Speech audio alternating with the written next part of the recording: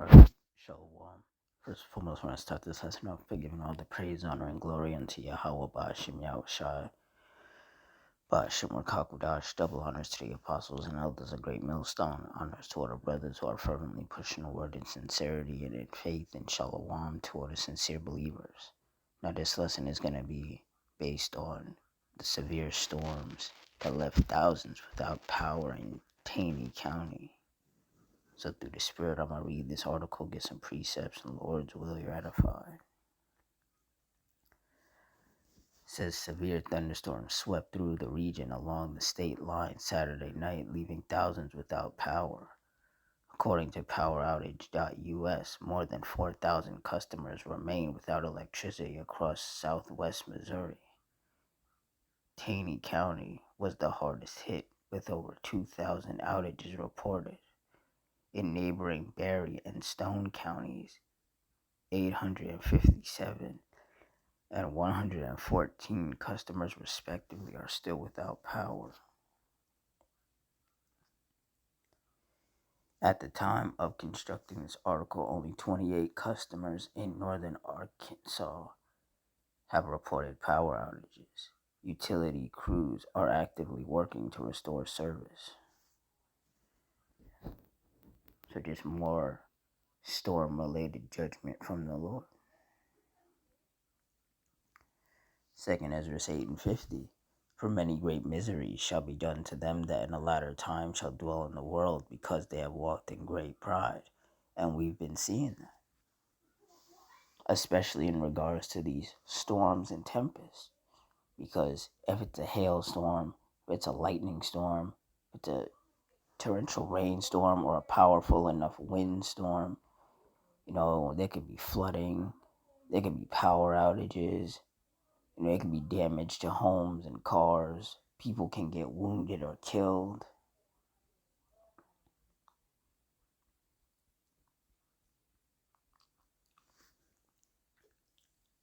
In regards to rainstorms, if it rains too heavy and, certain roads get flooded, then, those roads get blocked off.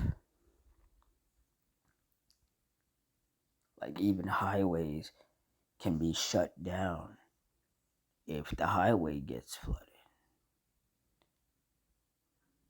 And in this particular article that I read, there was major power outages. So a lot of people are, in the dark. And, the scary part is that, we are already almost at the end of September going into October. And, we're going to be getting into those colder months soon, which means that the snow is going to start again. Snow and blizzards. And those are some of the worst times to be experiencing power outages. But we know that since we're living in the last days, the Lord is going to turn up these judgments. So things are about to get a whole lot more severe. Psalms 9:16. The Lord Yahweh is known by the judgment which he executeth. The wicked is snared in the work of his own hands. Hegion Selah. And that's right. So these storms of the Lord sweeping through these different cities, causing these power outages, that is judgment from the Heavenly Father.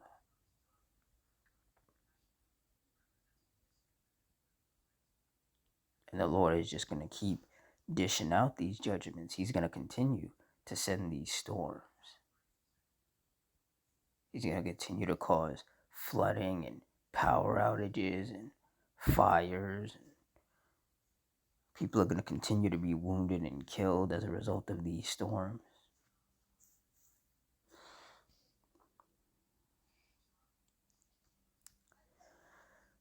Isaiah 29:6. Thou shalt be visited of the Lord Yahweh of hosts with thunder, and with earthquake, and great noise, with storm and tempest, and the flame of devouring fire. That's right, storms and tempests. The rain, the lightning, the hail, the tornadoes, the hurricanes, the monsoons, the tropical storms. These are all the storms and tempests of the Heavenly Father that He's going to continue to visit the world with.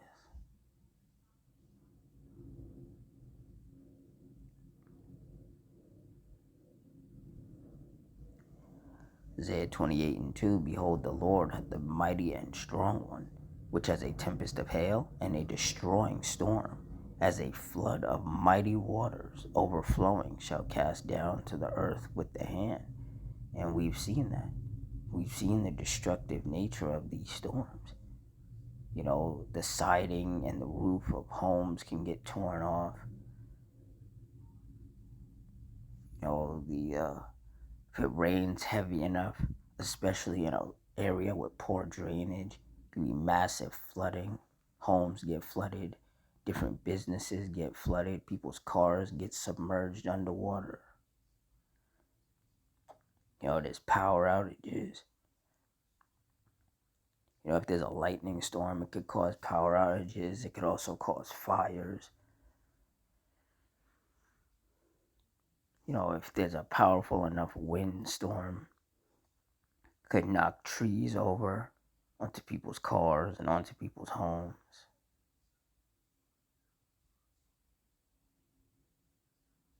The Lord is not messing around. Same with the hailstorms. The Lord starts pelting certain places with hail. Homes get damaged, cars get damaged. If the hail is big enough, it could even kill somebody.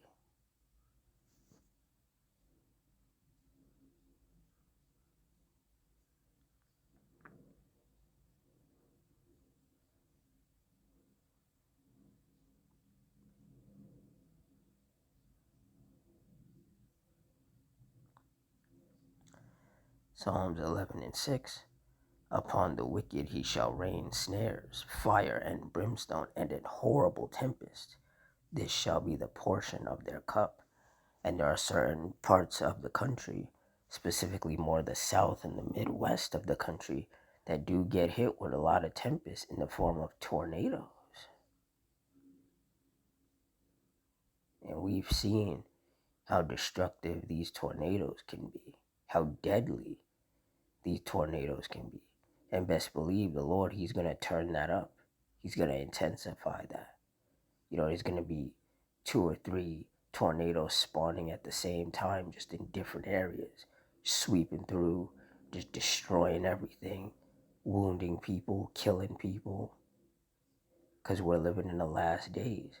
So as bad as things are right now, in regards to these storms and tempests, the Lord is going to make them a whole lot worse.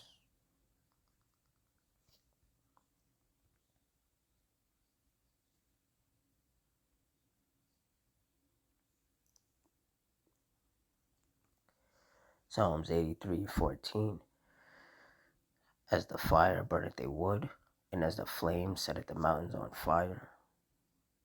Verse 15. So persecute them with thy tempest, and make them afraid with thy storm. And that's what the Heavenly Father is clearly doing. Sending these storms and tempests. The rain, the lightning, the hail, the tornadoes, the hurricanes, the tropical storms. And people do become very afraid. People are afraid when that rain starts coming down very fast.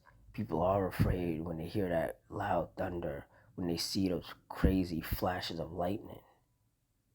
When that hail is just basically dive bombing people's homes and cars. When the power goes out, when there's major flooding as a result of the rain. When trees start falling over because of the powerful winds. When those tornado sirens start going off.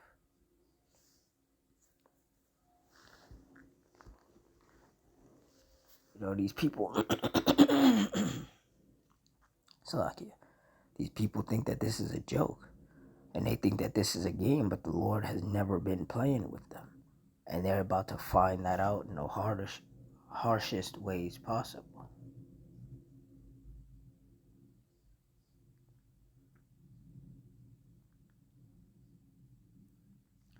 Psalm 7 and 11, Yahweh judgeth the righteous, and Yahweh is angry with the wicked every day.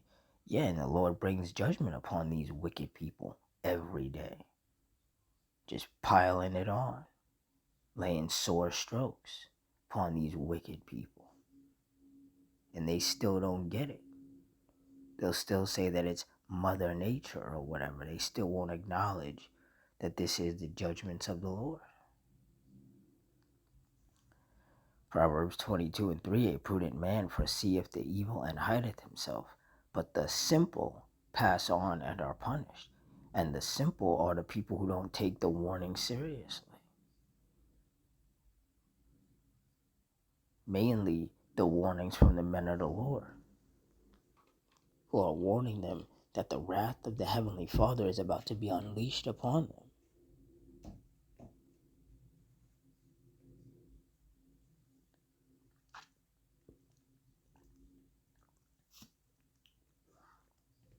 Salakia.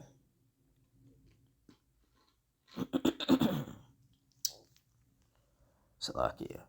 Yeah, the men of the Lord are daily sounding that siren, sounding that warning, sounding the alarms, letting people know that, hey, the Lord, he's visiting the world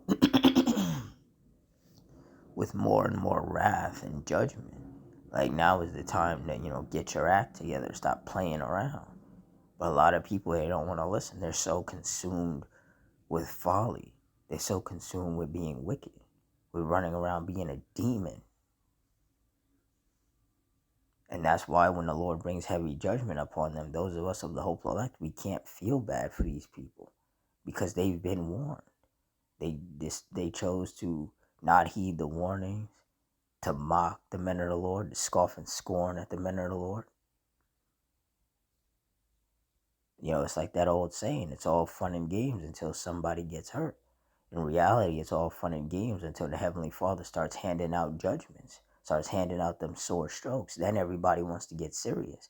But at that point, it's already too late because you didn't provoke the Heavenly Father into wrath, and now you got to reap what you've sown.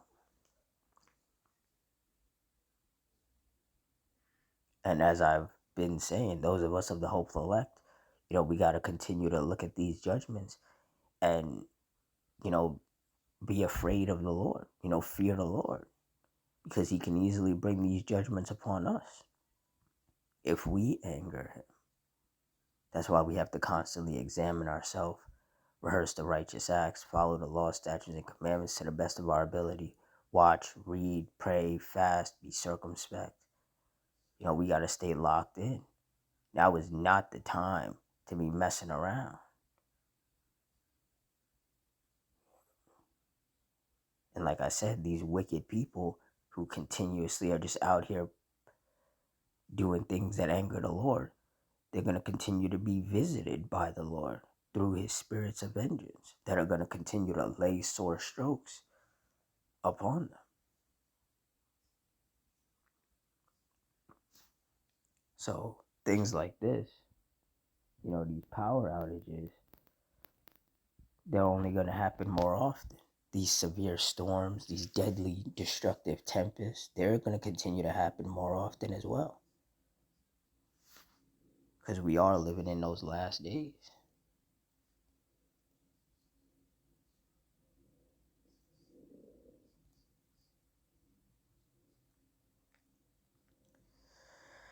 Second Timothy 3 and 1. This know also that in the last days perilous times shall come. And when you look up the definition of perilous, it means full of danger or risk.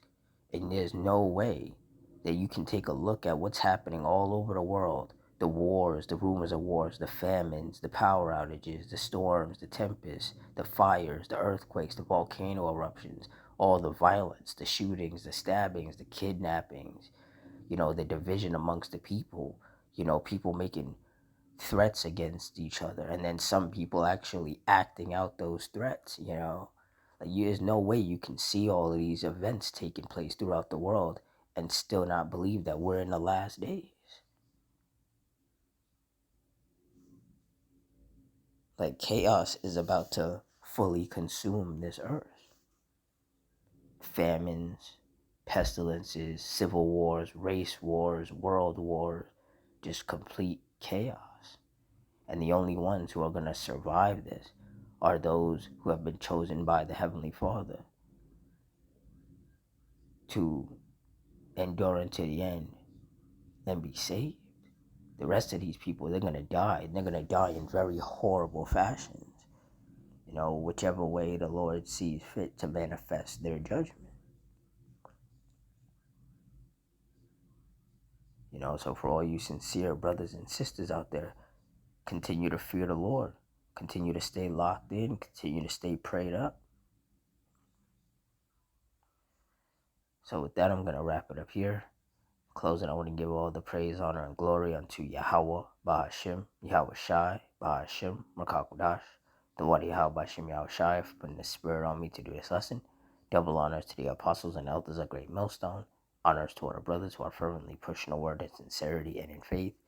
Shalom to all the sincere believers. Hope you all stay strong, stay safe, stay fervent, stay circumspect, stay prayed up. Adawan Ratazah. Till next time.